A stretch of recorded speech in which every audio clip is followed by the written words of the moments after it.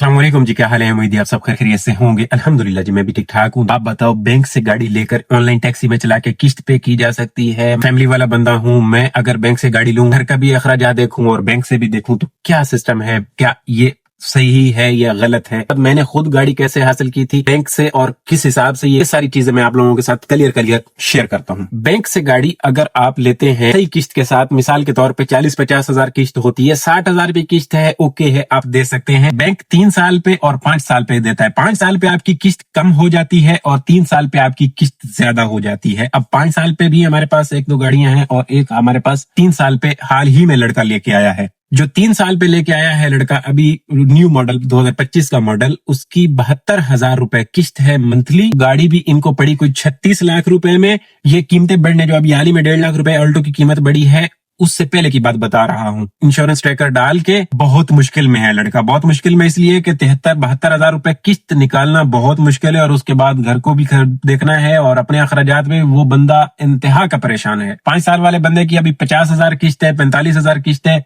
और इस तरीके से वो किस्त भी आसानी से निकाल पा रहा है, गाड़ी को भी देख पा रहा है। ठीक है, नई गाड़ी आपको 2 साल सुकून देती है, इस बंदे को भी गाड़ी सुकून दे रही है, गाड़ी नहीं तंग कर रही। लेकिन जो ज्यादा किस्त है उसमें बंदा फंस सकता है। फंस इसलिए सकता है कि काम की कोई स्टेबिलिटी नहीं है, कि काम ये रुक गया है। डेली का आपको इसमें 5 हजार रुपए बच रहे हों तो ओके है। डेली का 5 हजार बचना जो है, काम कभी अप जाता है, बचने पे आए तो 7 हजार 8 हजार भी बचते हैं और कभी जब डाउन होता है तो पूरा पूरा हफ्ता ऐसा निकल जाता है कि 2500-2000 पे बंदा घर जा रहा होता है, जो कि आप मेरे पीछे हालात देख रहे होंगे।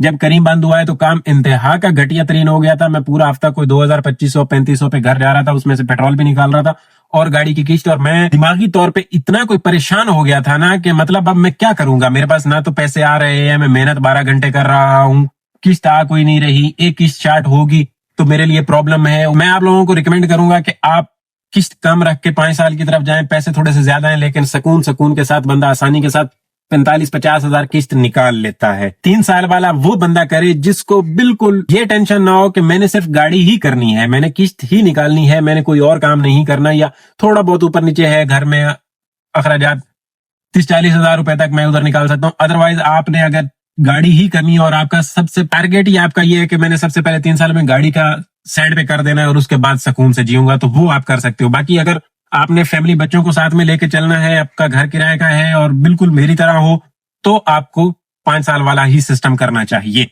इसका तरीकाकार ये है, बैंक आपसे क्या रिक्वायरमेंट करता है। बैंक रिक्वायरमेंट ये है कि आपकी पिछले 6 महीने में, अगर आप 50 हजार रुपए किस्त रख के गाड़ी लेना चाह रहे हो, तो आपकी पिछले 6 महीने में बैंक में आमद और पैसे जाने का सीन होना चाहिए।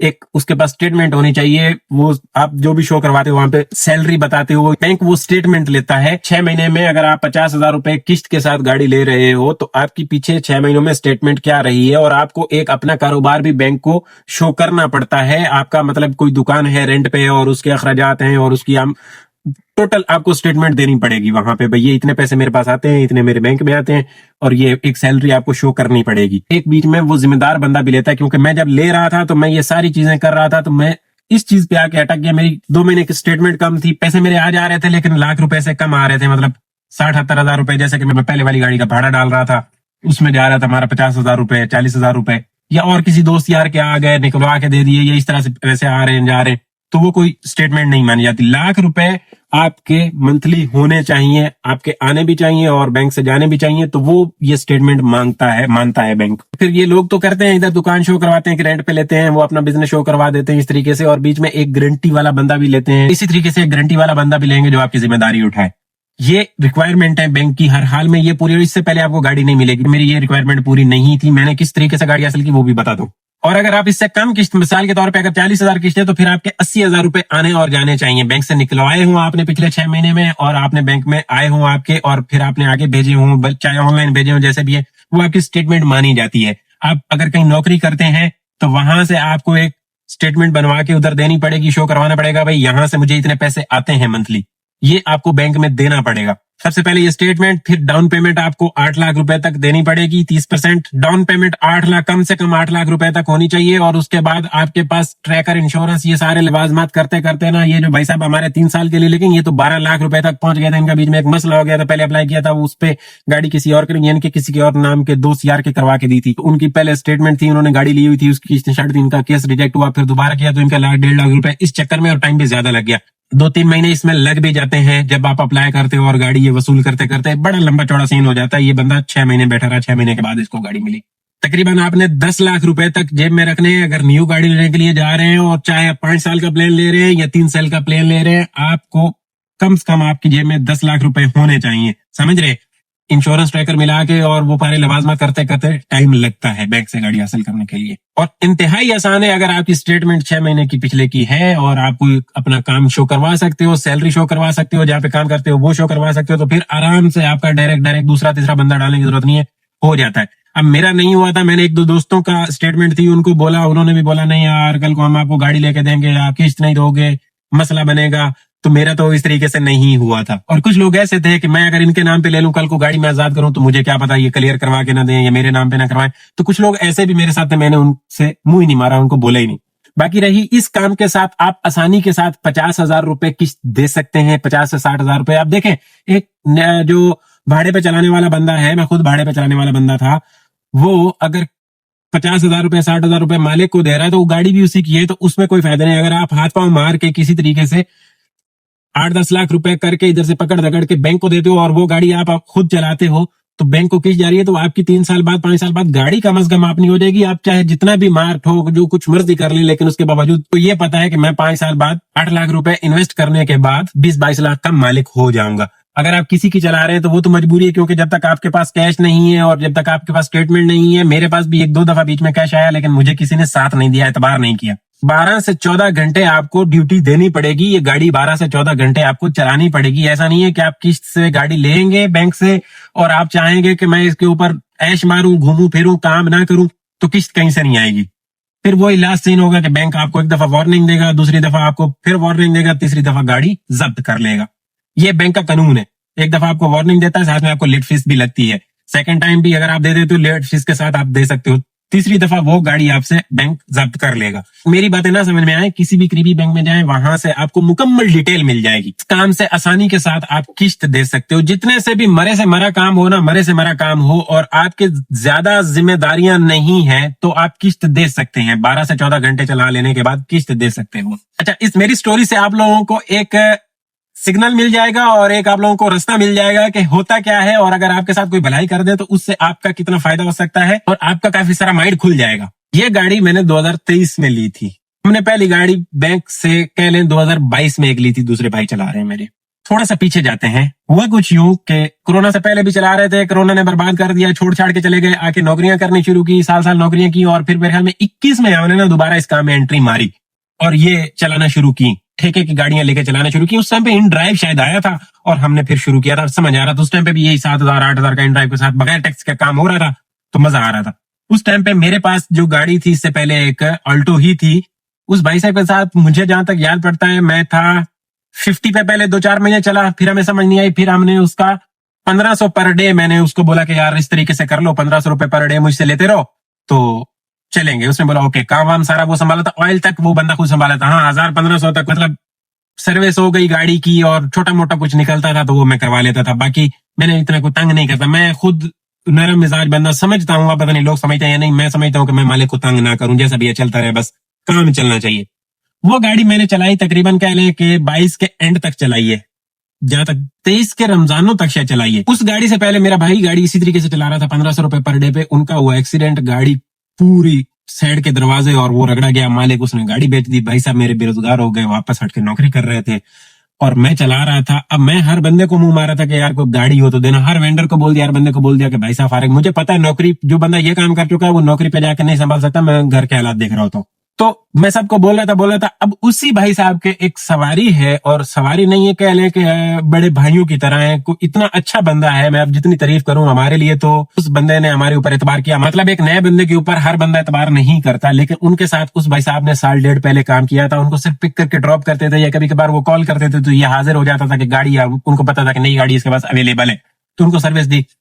तो ये नौकरी कर रहे थे। मुझे इन्होंने एक आध दफा बोला कि यार इस तरीके से सवारी आप चलोगे? मैंने कहा हाँ कोई मसला नहीं है। तो मैं उनके साथ गया, आना जाना रहा। बंदा बड़ा मोहब्बती, गपशप वाला अच्छा बंदा, बड़ी खुली गपशप हमारी होती रहती थी। तो उन्होंने खुद ही एक दो दफा पूछा कि बंदा कहाँ है? मैंने कहा ऐसे नौकरी कर रहा था। बोला क्या हो? मैंने कहा गाड़ी लगी। और वो तो इसे, और ऐसा ही था, गाड़ी लगी, गाड़ी मालिक ने भेज दी। भाई साहब नौकरी कर रहे हैं, अब और कोई बंदा दूसरा एतबार नहीं कर रहा कि यार इनको गाड़ी दे दी जाए, क्योंकि गाड़ियां खड़ी होती हैं बंदों के पास, एतबार नहीं करते हैं। जब किसी से गाड़ी लग जाती है ना, तो वो ये समझते हैं कि इस बंदे ने गाड़ी मारी है, मेरी गाड़ी का भी बेड़ा गर्क कर देगा। जानने वाले भी मुझे, मेरे साथ एतबार नहीं कर रहे थे। तो उस भाई को मैंने बोला, मैंने कहा यार कोई अगर आपका रिश्तेदार हो ना गाड़ी दे ना, तो हम चला लेंगे। उसको मैंने डिटेल बताई। मैंने कहा ऐसे ऐसे अब मैं ऐसे चला रहा हूँ, 45 पे चला रहा हूँ, काम मालिक संभाल रहा है, अगर आप गाड़ी का कोई करते हो 40 तक आपको देंगे। ये मैं आपको 2022 की बात बता रहा हूँ।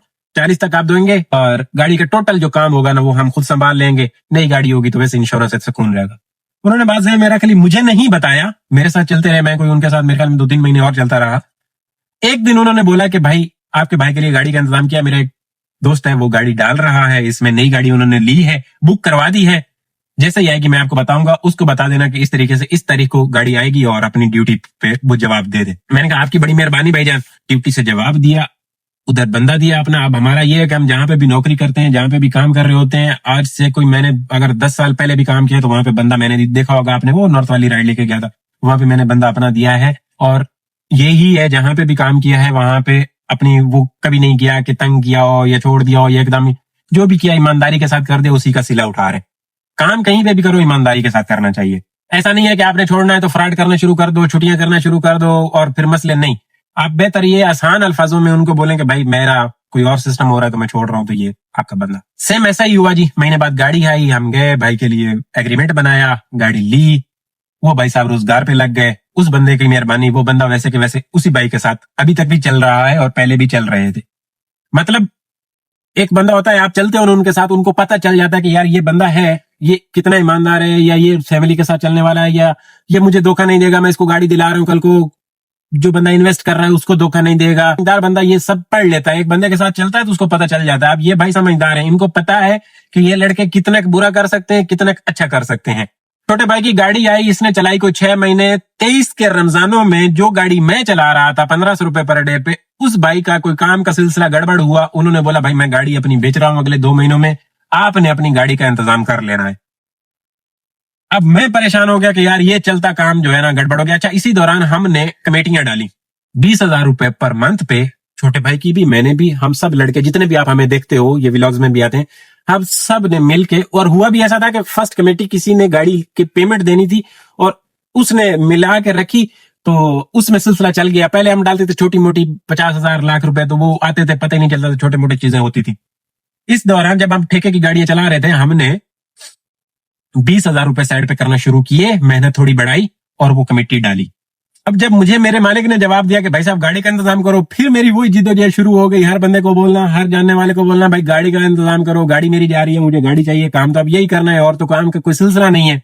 करते करते एक दिन अभी दिमाग में आया कि इस भाई साहब के जो छोटे भाई गाड़ी चला रहे हैं, इसके मालिक को बोलते। मालिक के साथ भी हमारे को डायरेक्ट इतना खास रहा नहीं है, उसी भाई के साथ रहा था। तो मैंने उनको एक मैसेज डाल दिया, उनको सारी अपनी सिचुएशन बताई कि ऐसे ऐसे जो गाड़ी मैं चला रहा हूँ, इसी तरीके से ये गाड़ी जा रही है अगले महीने में, और मुझे गाड़ी चाहिए, अगर भाई कोई और गाड़ी का हो तो मुझे बताइएगा। उन्होंने मुझे बोला कि मैं आपको कल बताऊंगा। उन्होंने दूसरे दिन मैसेज किया कि बिल्कुल मैं आपको गाड़ी दे सकता हूं, लेकिन आपको वेट करना पड़ेगा, अगले या उससे अगले महीने में गाड़ी आएगी, आपके लिए गाड़ी का इंतजाम हो जाएगा। जैसे इसको गाड़ी दिलवाई है ऐसे ही नई गाड़ी आपके लिए आ जाएगी। मैंने कहा ओके। सेम सिचुएशन में इन्होंने गाड़ी बुक करवा दी। अच्छा, उससे पहले मैं जो गाड़ी चला रहा था, मेरे मालिक ने गाड़ी का सौदा कर दिया, उनको पैसों की मजबूरी थी, मैं बेरोजगार हो गया। मैं बेरोजगार हुआ, बीच में हमारे पास अपनी मेहरान थी, वो मैंने कुछ चंद, मेरे ख्याल में 15-20 दिन चलाई और लग पता गया। 10-15 दिन चलाई, बस वो भी खर्चा निकालने के लिए चला रहा था, बड़ा जलील था। खैर इतनी देर में ये गाड़ी, ये वाली गाड़ी बुक हो चुकी थी। ये 23 में मुझे हैंड ओवर हुई। सेम उसी कंडीशन पे, काम मैं संभालूंगा, 40,000 रुपए मंथ दूंगा। अब ये गाड़ी आई, 1-2 महीना हमने चलाई, उसके बाद हमारी कमेटी का टाइम आया तो हमारे पास टोटल को इधर उधर से कर करा के ना 7 लाख रुपए तक हो रहे थे। हमने जिद्दोजहद शुरू की कि जी अब बैंक से गाड़ी जो है, जो मेरान वाला बंदा है उसको इन दोनों में से किसी एक गाड़ी पे शिफ्ट करेंगे और जो बैंक से गाड़ी लेंगे वो छोटा भाई चलाएगा, क्योंकि ये मैंने अभी अभी साल का एग्रीमेंट किया था, मैं इसको छोड़ नहीं सकता था। उनका एग्रीमेंट साल का खत्म होने वाला था, तो मैंने कहा चलो आप वो चला लो, हम बैंक से गाड़ी कर, क्योंकि उधर भी तो किस्त इतनी किस्त बन रही थी, तो बैंक से जो है गाड़ी का करके वो चला लेते हैं और जो आपके वाली गाड़ी है वो आगे हमारा कजन था उसको दे देते हैं। तो सेम वही एग्रीमेंट साल का उसके साथ करवा देंगे, उनकी गाड़ी भी चलती रहेगी, हमारा भी काम हो जाएगा। इस कशमकश में जी मैंने बैंक भागना शुरू किया, बैंक से जाके डिटेल ली जी, मेरे 2 महीने के पैसे ट्रांसफर हुए हैं, आगे पैसे ट्रांसफर नहीं है, बैंक मुझे यही सेम टर्म्स एंड कंडीशन बता रहा है कि भाई आपकी स्टेटमेंट नहीं है, आप गाड़ी नहीं ले सकते हो। फिर सबको बताना शुरू किया, पूछा आगे पीछे से, इधर 1-2 बंदों की स्टेटमेंट थी, उन्होंने तो बोला भाई हम आपको गाड़ी निकलवा के देंगे, लेकिन गाड़ी भी आजाद आप करोगे, हम निकलवाने के लिए आपसे 2 लाख रुपए ऊपर लेंगे। यार हम मजदूर बंद नहीं, वो बाद में दे देना, जब गाड़ी आजाद होगी तब दे देना। मैंने कहा नहीं। फिर ये भाई जो गाड़ी चला रहे थे, इन्होंने उसी भाई से बात की, वो उनके साथ आते जाते थे, उनके साथ शेयर किया, तो उन्होंने बोला कोई मसला कोई नहीं, जो गाड़ी आप चला रहे हो इसी के साथ आपका मैं सेम बैंकिंग सिस्टम का एग्रीमेंट बनवा देता हूँ। तो हमने बोला ये तो और आसान है, क्योंकि हमने गाड़ी वो कोई मेरे ख्याल में 1 साल चलाई, 22 में आई थी, 23 में हम ये सौदेबाजी कर रहे थे, तो खुद नई कह ले शोरूम से भी हमने निकाल के लाई और हमारे हाथों में बिल्कुल अनटच, एक दफा भी गाड़ी को कहीं से हल्की सी खराश भी नहीं आई थी 1 साल में मेरे भाई के पास। तो हमने बोला कि ये बेहतरीन है, एक तो बैंक स्टेटमेंट नहीं है, दूसरा ये इनके साथ हमारा एतबार भी है, इनको पता भी है ये पैसे देने वाले बंदे हैं, ये कहीं ख्वार भी नहीं करेंगे, इन्हीं के साथ करते हैं। उनके साथ जो हमारी बात तय हुई, वो गाड़ी टोटल हमें 31 लाख में पड़ी। 31 लाख में 8 लाख रुपए हमने उनको उस वक्त करके दे दिए, 2 लाख रुपए का बाद में मैंने उनके साथ टोटा बनाया कुछ 6 महीने के बाद, और बाकी 50,000 रुपए पर मंथ के हिसाब से टोटल हमें 31 लाख में वो गाड़ी पड़ी। हमारा उनके साथ सौदा हो गया, एग्रीमेंट बन गया। पहले हम मंथली उनको 40,000 दे रहे थे, बाद में हम उनको 50,000 रुपए दे रहे हैं। एग्रीमेंट बना लिया हमने, गाड़ी आजाद होगी, आप हमारे नाम पे करवा दोगे, ये सारी चीजें बला बला बला। टोटल हो किसकी वजह से रहा है? उस बंदे की हमारे साथ हेल्प करने की वजह से हो रहा है, वो हमारे ऊपर एतबार कर रहा है। अदरवाइज अगर हम उसको इस साल में एक किस्त भी शार्ट करते या कोई भी कुछ गड़बड़ करते तो हमारे ऊपर एतबार नहीं रहना था। क्यों? कोई हमारे साथ थोड़ा सा अच्छा करता है ना, ये मेरा असूल है, मैं ये भाइयों को भी समझाता हूँ कि कोई थोड़ा सा भी अच्छा करे ना, उसके साथ दुगना कर दो। क्यों? उसने हमारे साथ मुश्किल वक्त में किया है, हमारे पास अब अच्छा वक्त है तो हम अच्छे वक्त में उसके साथ करेंगे, हमें महसूस नहीं होगा। पंजाबी दी एक मिसाल है, या तो किसी ने अपना कर ले या किसी दे हो जाओ। अब उस बंदे के साथ हमारा कोई रिश्तेदारी नहीं है, सिर्फ और सिर्फ कॉल करता है, हम हाजिर हो जाते हैं उसकी खिदमत में, और वो भी हमें किराया देता है, पैसे देता है। उस बंदे की हमारे ऊपर इतना एतबार करना या इतना हेल्प करना, ये हर बंदा नहीं करता। मैं आपको बता रहा हूँ, हमारे इर्द गिर्द दोस्तों की स्टेटमेंट थी, वो भी डर रहे थे कि कल को यार आजाद करोगे, गाड़ी कहीं लगेगी, ये होगा वो होगा, तो ये चीज है। हालांकि उनके सामने हम पिछले 8-10 साल से चल रहे हैं, लेकिन वो फिर भी ये सोच रहे थे। इस बंदे ने हमारे ऊपर एतबार किया जी। उसके बाद सिलसिला चलता रहा, वो छोटे की कमेटी निकली थी, अब सेकंड कमेटी मेरे वाली आई, मेरे वाली का टाइम आया, तो फिर मैंने कहा बैंक का, अब मेरी स्टेटमेंट बन चुकी थी बैंक में, मैंने ये चीज उस टाइम से मद्देनजर रख ली थी, क्योंकि मैं जो उनको पैसे भेज रहा था सारे, और इसकी गाड़ी के भी जो पैसे भेज रहा था सारे बैंक में डाल के उनको भेज रहा था, स्टेटमेंट बना रहा था, कि मुझे पता था कल को आने वाले दिनों में हमने ये करना है। जब वो गाड़ी ले ली तो कुछ 6-8 महीने बाद मेरी भाई के साथ मुलाकात हुई, उन्होंने बुलाया, छोटा भाई नहीं था तो मैं गया, उन्होंने बोला यार देखो अभी तुम चल तो ऐसे ही रहे हो, तो जो चला रहे हो इसके साथ भी ऐसा ही करो। मैंने कहा मेरे जहन में तो है, लेकिन अगर आप कहते हो तो ठीक है, मसला नहीं है। तो उनकी बात को पालते हुए अब वो मिलते हैं, वो पूरा बिजनेस माइंड बंदा है, वो मतलब का कंस्ट्रक्शन का काम है, और उसका कोई इतना दिमाग चलता है ना इस बिजनेस में, मैं कहता हूं कि आपकी सोच भी काम नहीं करती, मेरी भी सोच काम नहीं करती। मैं अलग समझता हूं कि मुझे काफी सारी चीजों का पता है, लेकिन काक नहीं पता। जो बिजनेस माइंड बंदा होता है ना, उसके साथ आप बैठोगे उठोगे, आपका दिमाग खुल जाएगा। एक और भी हमारी संगत में इधर लड़का है, वो भी बिजनेस माइंड बंदा है, उसके साथ भी बैठो ना, काफी कुछ सीखने को मिलता है। उसने खुद मेरे माइंड में डाला कि यार देखो ये कर रहे हो तो इसका भी, जैसे आपने किया, इस पे थोड़े से पैसे ज्यादा कर लो तो इसका भी बना दूंगा। मैंने कहा ये तो और अच्छा हो जाएगा। फिर हमने वो कमेटी दूसरे वाली, जब मेरे वाली आ रही थी, तब इस भाई को मैंने बताया कि भाई इस महीने को आ रही है, तो इन्होंने बोला ठीक है ओके कर लेते हैं। 8 लाख रुपए एडवांस दिए और 2 लाख का सेम इसका टोटा बनाया हुआ है, क्योंकि अभी ये 26 के पहले महीने में देना है, 26 के पहले महीने में मैंने देने 2 लाख रुपए का टोटा है। आईलेक्स पे मैं देख रहा था तो 23 मॉडल 25 साढ़े 25 तक की आ रही थी। हमने ये सोचा हुआ था कि वो 31 में पड़ी थी तो हमें ये 32 साढ़े 32 में पड़ जाएगी, लेकिन जो हमें एस्टिमेट बना के दिया, क्योंकि डायरेक्ट उस बंदे के साथ जिसकी गाड़ी है उसके साथ तो हमारा राब्ता नहीं है, तो उन्होंने जो एस्टिमेट बना के दिया वो कोई 34.5-35 का एस्टिमेट बना के दिया। भाई 8 एडवांस और 50,000 किस्त। सोचूं कि ये गेम तो बहुत ऊपर जा रही है, और किस्तें भी को 3 साल से ऊपर जा रही थी। कोई इसका हाल ये निकला कि भाई के साथ बैठे, इन्होंने बुलाया हमें, इनके साथ बैठे, हम तीनों भाई बैठे, हमने बैठ के, अब इनका बिजनेस माइंड दिमाग है, इनका दिमाग काम करता है, इन्होंने हमें ये ऑप्शन बताया कि ऐसे कर लेते हैं, इस तरीके से गाड़ी महंगी पड़ रही है, ऐसे कर लो, इस गाड़ी का एडवांस यही रहने दो, एडवांस यही रहने दो, एक टोटल 2 का तुम कह रहे हो, ओके ये सही है। अब इसकी किस्त जो तुम 50 कह रहे हो, क्योंकि गाड़ी महंगी हो चुकी है, इसी दौरान मैं बैंक से जाकर डिटेल लेके आया था, बैंक से मुझे नई गाड़ी पड़ रही थी 41-42 लाख रुपए की। मैंने कहा नहीं, उधर नहीं जाना। 5 साल पे, उस टाइम पे मैंने जाके बैंक से डिटेल ली थी, 5 साल पे 41 लाख की ये गाड़ी पड़ रही थी, 42 लाख की, 3 साल पे 36 लाख की, 37 लाख की गाड़ी पड़ रही थी।